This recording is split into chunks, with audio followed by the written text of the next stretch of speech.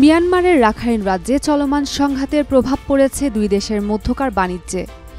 মূলত স্বাধীনতাকামী বিদ্রোহী গোষ্ঠীর সাথে সামরিক জান্তা সরকারের মিয়ানমারের প্রায় সব অঞ্চলে যুদ্ধ চলছে। যে কটি অঞ্চল বিজয়ের দ্বারপ্রান্তে আছে তার মধ্যে অন্যতম রাখাইন রাজ্য, যেটি বাংলাদেশের সীমান্তে অবস্থিত। বিদ্রোহী গোষ্ঠী আরাকান আর্মি বিজয়ের আগেই তাদের আধিপত্যের নেতিবাচক প্রভাব ফেলতে সক্ষম হয়েছে বাংলাদেশে। সীমান্তের ওপারে রাখাইন রাজ্যে জান্তার বিরুদ্ধে কয়েক বছর ধরে লড়ছে দেশটির বিদ্রোহী গোষ্ঠী আরাকান আর্মি। তুমুলভাবে অভ্যন্তরীণ সংঘাত চললেও টেকনাফ স্থল বন্দরের সাথে মিয়ানমারের সীমান্ত বাণিজ্যে তেমন কোনো প্রভাব পড়েনি। ফলে যুদ্ধ এড়িয়ে বেশ ভালোই যাচ্ছিল দুই দেশের বাণিজ্য। কিন্তু জেলায় জেলায় জান্তাকে পরাজিত করে রাখাইনে আরাকান আর্মি যতই সফলতার দিকে যাচ্ছে ততই সীমান্ত বাণিজ্যে প্রভাব পড়তে শুরু করে। সর্বশেষ গত 9 মাসে এই বন্দরের আমদানি রপ্তানি প্রায় শূন্যের কোটায়। 8 মাস পর্যন্ত মালামাল আসছে না। এর আগে ছিল 200-300 গাড়ি মালামাল আসছিল। এই 5-6 মাস কোনো মাল আসতেছে না। আর বারমার এই আরাকান আর্মির কারণে ওই মালামালগুলো আসতেছে না। ওখান থেকে আসলে ওরা ধরে ফেলে। আর আমরা তো 1000-1200 লেবার আছে, আমরা অনেক কষ্টে আছি। কষ্ট বলতে আর কোনো সীমা নাই, আমরা এমন কষ্টে আছি বলার মতো না। আর আমাদের সরকার যদি বর্তমান ইউনিট সরকার যদি বার্মার সাথে যদি যোগাযোগ করে মাল আনতে পারলে আমরা লেবারগুলো কোনোরকম বাঁচতে পারবো। তো আগে বিভিন্ন ধরনের মাল আইতে ধরো আচার নর আইতো সুয়ারি, তারপরে দেয় আবার আইতো কসমেটিক, তারপরে দেয় আদা পেঁয়াজ, এগুলা মানে কি আসতো। এখন আসতে পারতেছে না যে ওইখানে মগবাগিয়ার বর্মা সরকার নিয়ে একটু গন্ডগোল হয়েছে। সেই কারণে আমাদের যেটা বুট আসতো ওইটা এখন হাড় দিয়ে আসতে হয়। যেটা মেন হাড়ি আছে হাড়ি দিয়ে আসতে হয়। হাড় দিয়ে আসার সময় যেগুলা মগবাগি আছে ওগুলা বুটটা আটকাই দিলে আসতে পারে না। প্রায় 7 মাস ধরে আমাদের এখানে বুট আসতেছে না, এখান থেকে ও যেতে পারতেছে না। এখন আগে কিছুটা আমরা এখান থেকে মায়া অবশ্যই সমস্যা হচ্ছে, মানে কি আমাদের প্রচুর সমস্যা। এটা হচ্ছে আমাদের কর্মস্থল। আমরা যদি এখন সম্পূর্ণ বন্ধ 7 মাস ধরে আমরা কীভাবে চলতেছি এটা উপরে আল্লাহ জানা, আমরা জানি। এটা আমরা আমাদের সরকারের কাছে আবেদন জানাচ্ছি, এটার জন্য আমাদের কর্মস্থলটা মানে কি একটু ইয়া করে দেওয়া হয়, যেন আগের মতো মালামাল আসে। টেকনাফ স্থল বন্দরে 1,500-এর বেশি শ্রমিক রয়েছে, যারা পণ্য ওঠানামায় ব্যস্ত সময় পার করত। কিন্তু এখন শুনশান নীরবতা, দেখে মনে হবে যেন কোথাও কেউ নেই। বাংলাদেশের সাথে মায়ানমারের যে যাতায়াতের রুটটা রয়েছে, রুট যেটা রয়েছে, ওইটা আমাদের অতিক্রম আমাদের যেতে হয় মায়ানমারের একেবারে পাশ দিয়ে। সেন্ট মার্টিন বলেন, এই রেঙ্গুন বলেন, বার্মার যেদিকে যেতে হয় আর কি। তো এখন আমাদের সরকার রাজস্বগুলো পায় কিন্তু আমাদের বাংলাদেশ সরকার। কিন্তু বাংলাদেশ সরকার যদি এই মুহূর্তে এই কঠিন সময় যদি সরকারের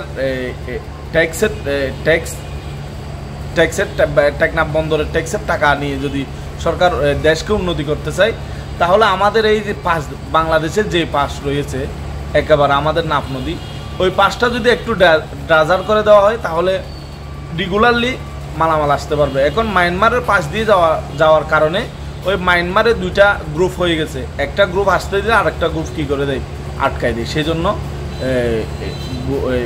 মালামাল আসতে কষ্ট হচ্ছে। যদি এই পাশটা শুধু একটু কষ্ট করে যদি সরকার ড্রাজার করে দেয়, সরকার কিন্তু মাসে কোটি কোটি টাকা রাজস্ব পাবে। কিন্তু এই রাজস্ব কিন্তু সরকার হারাচ্ছে। এইটা করে দিলে আমাদের সেন্ট মার্টিন যেতেও আর কষ্ট হবে না। আমাদের মায়ানমার থেকে যে গবাদি পশু আছে, করিডোর রয়েছে, ওইটাই ওপেন হয়ে যাবে, সচল হয়ে যাবে। তাহলে ওই যে আপনার ইয়া থেকে লামা, আলীকদম, বান্দরবন এদিক থেকে যে চূড়াই পথে আসতেছে এগুলো আর আসবে না। সরকারিভাবে করিডোর দিয়ে সাপোর্ট ডিপ দিয়ে আসলে সরকার প্রতি মাসে কোটি কোটি টাকা রাজস্ব পাবে এবং বন্দরও সচল হয়ে যাবে। সমুদ্রের সেন্ট মার্টিনের অংশ থেকে নাফ নদীর দীর্ঘ অংশ ভরাট হয়ে গেছে, যে কারণে মিয়ানমার থেকে পণ্যবাহী জাহাজগুলো আসার পথে মিয়ানমার সীমানা ঘেঁষে আসতে হয়। এই সুযোগ কাজে লাগিয়ে আরাকান আর্মি জাহাজগুলো আটকে দেয়। মূলত আরাকান আর্মির বাধার মুখে ইয়াঙ্গুন থেকে পণ্যবাহী জাহাজ আসতে পারে না, ফলে আমদানি রপ্তানি বন্ধ এই বন্দরে। 2022-23 অর্থ বছরে 1,88,000 মেট্রিক টন পণ্য আমদানি হয়, যার বিপরীতে 640 কোটি টাকা রাজস্ব আদায় হয়েছে। 2023-24 অর্থ বছরে 68,000 মেট্রিক টন পণ্য আমদানি হয়, যার বিপরীতে রাজস্ব আদায় হয়েছে 404 কোটি টাকা। সেখানে 2024-25 অর্থ বছরে 9 মাসে পণ্য আমদানি হয়েছে মাত্র 14,000 মেট্রিক টন, যার বিপরীতে রাজস্ব আদায় হয়েছে 108 কোটি টাকা। এটা মূলত আরাকান আর্মিরা এই অঞ্চল দখলের পর সর্বশেষ 1 ফেব্রুয়ারিতে মিয়ানমারের ইয়াঙ্গুন থেকে বাংলাদেশে জাহাজ আসে। আসলে বিভিন্ন প্রতিবন্ধকতা তৈরি করার জন্যে মিয়ানমার আর্মি কর্তৃক আরাকান আর্মি কর্তৃক বিভিন্ন প্রতিবন্ধকতা তৈরি করার জন্যে মূলত ইয়াঙ্গুন থেকে আর জাহাজ বাংলাদেশে আসছে না। তবে আরাকান রাজ্য থেকে বাংলাদেশে কিছু পণ্য আনা নেওয়া চলছিল, কিন্তু সর্বশেষ 13 তারিখে, এই এপ্রিল মাসের 13 তারিখে ছোট একটা কাঠের বোট আসে, এরপর থেকে আর কোনো পণ্য বাংলাদেশে আসে না। 2022-23 অর্থ বছরে 1,28,000 মেট্রিক টন পণ্য আমদানি হয়েছিল, যেখানে রাজস্ব আয় হয় 640 কোটি টাকা। 2023-24 অর্থ বছরে 68,000 মেট্রিক টন পণ্য আমদানি হয়, যেখানে রাজস্ব আয় হয় 404 কোটি টাকা। 2024-25 অর্থ বছরে গত 9 মাসে পণ্য আমদানি হয়েছে মাত্র 14,000 মেট্রিক টন, যেখানে রাজস্ব আয় হয়েছে 108 কোটি টাকা।